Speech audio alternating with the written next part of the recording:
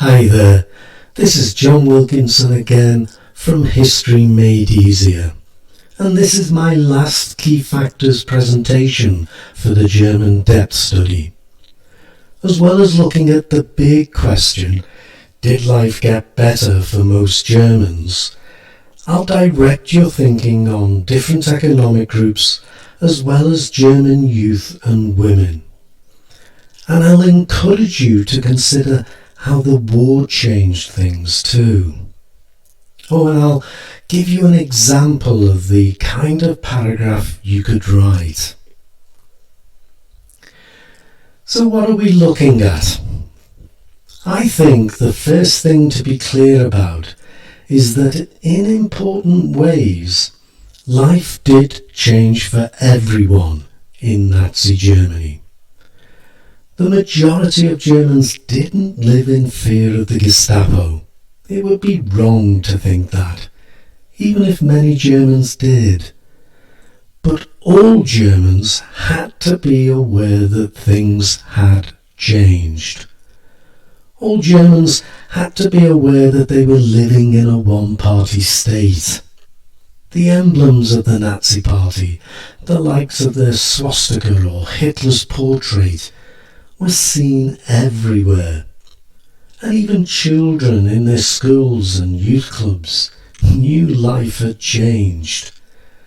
Whilst the Nazi ideology, a militaristic society, a racial community, separate spheres for men and women, quickly changed society. But as for whether life was better under Nazi rule, we need to be aware that the answer to this question changes depending on three factors.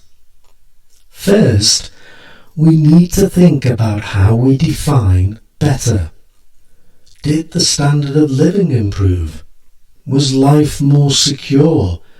Was society more orderly? And even if the answer to these questions is positive, was the loss of freedoms worth it? Secondly, we need to consider different groups. What of the three different classes? The upper class, the middle class, and the working class. What about looking at men separately from women? Do we reach different conclusions? What about German youth? Was their future looking brighter? And what about minorities, the Jews and the Gypsies? And finally, we need to consider the period we're looking at, from 1933 to 39 or post-1939. In other words, before World War II and during it. You can see this is a more complex question than it first appears. And you should note that your exam may question you on those specific groups, youth, women, or minorities. So without getting into a messy muddle, you need to present a sophisticated A-star answer to either a general question or a specific question. But the good news is you can do this. For example, for a general question C, you could write a general paragraph weighing what was better against what was worse. Then a paragraph looking at groups for whom life mostly improved, with specific examples. And a paragraph looking at groups for whom life got worse, again with specific examples. So to economic groups. If you think about four groups, big business, small businesses and the middle class in general, workers and farmers, you're already working up to a sophisticated answer to a general question, as well as preparing yourself for a specific one. Thinking about paragraphs, for a question C at least, Big business and the middle class could be dealt with together. Workers separately and farmers separately, leaving you with a paragraph on women if you want a fourth, and you have the time. But they don't have to be big paragraphs if you're already worrying about writing time. But you will need to try and build in an example of how each group might have been better off, and what they might have lost too. And you will want to give an overall assessment of whether they were better off or not. Let me give you an example of how this might work in a general question C. Now let's be clear, this is not a perfect paragraph.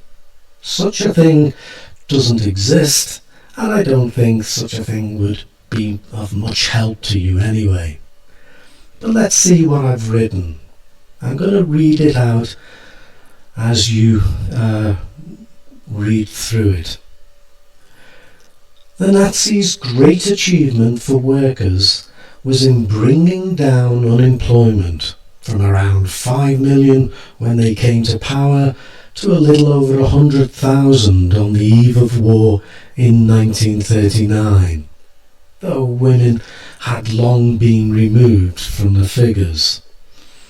And though wages were often low and working conditions poor, and they had lost their free trade unions, there was at least the beauty of labour and strength through joy initiatives. And overall, jobs meant workers could provide for their families. See how I think I pack a lot into a short paragraph. A balanced assessment with supporting evidence and an overall assessment. Of course I could have written a lot more if I had the time, but I'm working on the basis of you sitting in an exam hall with that clock ticking. I handwrote this, and it took me less than 5 minutes. Of course, I think it's the thinking time that is so important. But revision will cut that time down, and you're watching this presentation, so clearly you take your revision seriously. So have confidence.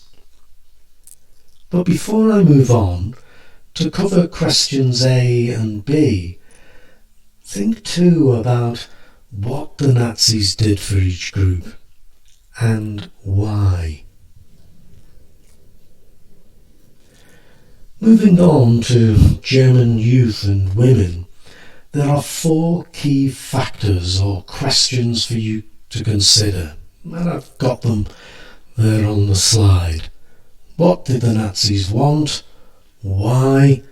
What did they do? And to what effect? As for what the Nazis wanted and why, there are a number of things to consider. Ideology, power, war. They needed a youth devoted to the national community or the racial community, a youth that would secure the 1,000-year Reich, and a militarized youth.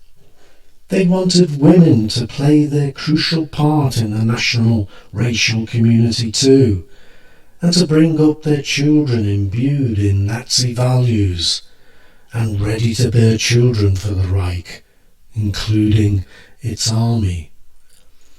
And as to what the Nazis did for the German youth, well, think of education as well as the youth movement. Think about the way this was organised as well as what took place, and have your examples ready. For women, think about the legislation that the Nazis used to encourage or force women to their will. And with regard to its effect, consider the effect it had on society. And you might use stats for this. And think about whether things changed when Germany faced total war. But also think about attitudes. Were they really changed? Now, I've just mentioned war. So how did war change life in Nazi Germany? I think it's easy to overlook the way in which war changed, what the Nazis were trying to achieve. And I would give this some thought.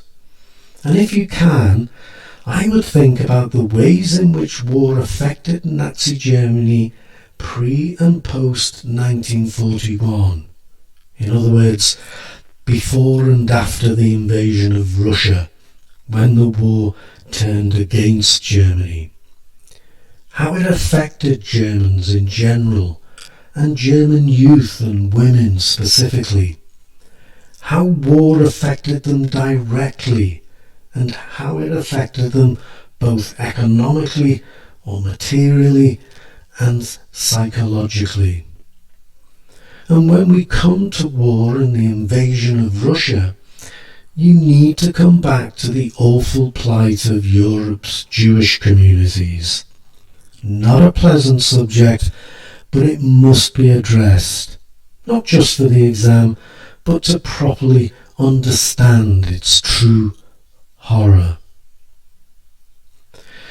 So, there we have it. It remains for me to do 4 more things. I must, as always, thank you for listening. And remind you to check out my website, History Made Easier. After all, it's there to help you too. And I must wish you the best of luck in your revision. I really hope it goes well for you. And wish you the very best of luck in your exam. Get that A star. But for now, cheers.